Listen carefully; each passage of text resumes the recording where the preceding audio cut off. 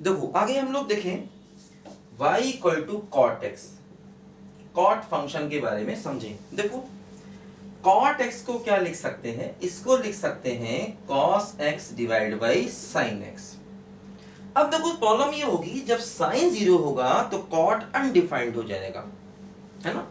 तो इसका मतलब ये हुआ कि अगर साइन की वैल्यू 0 हुई तो x बराबर क्या होगा बोलो n पाई, है ना। तो n पाई पर साइन 0 होगा और जब साइन 0 होगा तो कॉट क्या हो जाएगा अनडिफाइंड। इसका मतलब ऐसे कॉट का अगर हमसे डोमेन पूछा जाएगा तो ये होगा r माइनस एन पाई के बराबर, क्योंकि ये पॉइंट्स r में से निकालेंगे क्योंकि इन पॉइंट्स पर साइन 0 है और जब साइन 0 होगा तो कॉट क्या हो जाएगा बोलो अनडिफाइंड। ध्यान दो, देखो अब ऐसे कॉट एक्स का ग्राफ बनाएं।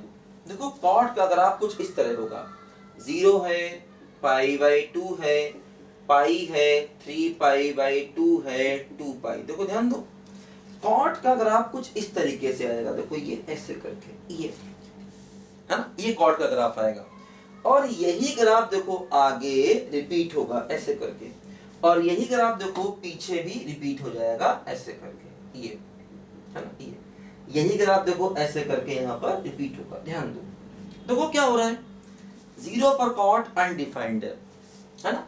देखो पाई पर भी कॉट अनडिफाइंड है। अगर हम पाई पर देखें, देखो पाई पर जो ग्राफ है देखो वो अनडिफाइंड है, 2 पाई पर भी देखो ये फंक्शन क्या है बोलो अनडिफाइंड। इसी प्रकार देखो माइनस पाई पर भी देखो ये फंक्शन क्या हो गया बोलो अनडिफाइंड, है ना।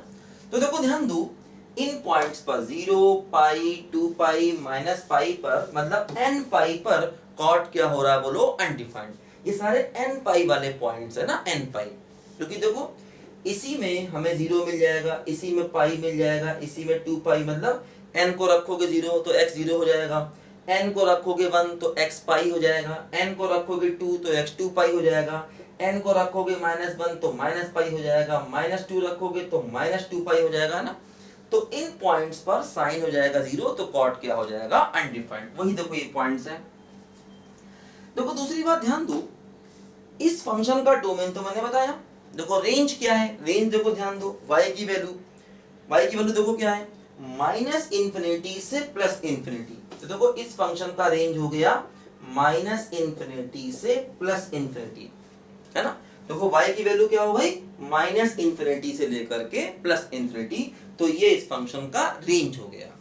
तीसरी बात देखो ये फंक्शन पाई के बाद रिपीट कर रहा है। देखो जो ग्राफ 0 और पाई के बीच में है वही पाई और 2 पाई के बीच में है। इसका मतलब इस फंक्शन का पीरियड कितना हो गया बोलो पाई के बराबर हो गया, क्योंकि इसका ग्राफ पाई के बाद अपने आप को रिपीट कर रहा है, पाई डिस्टेंस के बाद इसका ग्राफ रिपीट कर रहा है, यानी इस फंक्शन का पीरियड कितना हो गया बोलो पाई के बराबर हो गया। ठीक बात है, ठीक है। तो देखो ये कॉट का ग्राफ है। अब फिर वही चीज देखो है कि कॉट 0 कब होगा, कॉट 0 तब होगा जब कॉस 0 होगा, क्योंकि कॉस अपॉन साइन है। तो अगर हमसे कहा जाए कॉट x बराबर 0 तो इसका मतलब कॉस x बराबर 0, तो x क्या हो जाएगा देखो पाई बाई 2 का ऑड मल्टीपल। देखो जैसे पाई बाई 2 पर कॉट 0 है, माइनस पाई बाई 2 पर कॉट 0 है, 3 पाई बाई 2 पर कॉट 0 है ना। तो पाई बाई 2 के ऑड मल्टीपल्स पर कॉट 0 हो रहा है ना, क्योंकि कॉट बराबर होता है कॉस बाई साइन, तो जहां पर कॉट 0 है वहीं पर कॉस भी 0 होगा। लिखो बच्चे जरा ध्यान से इस बात को, सारी चीजों को लिखो ध्यान से।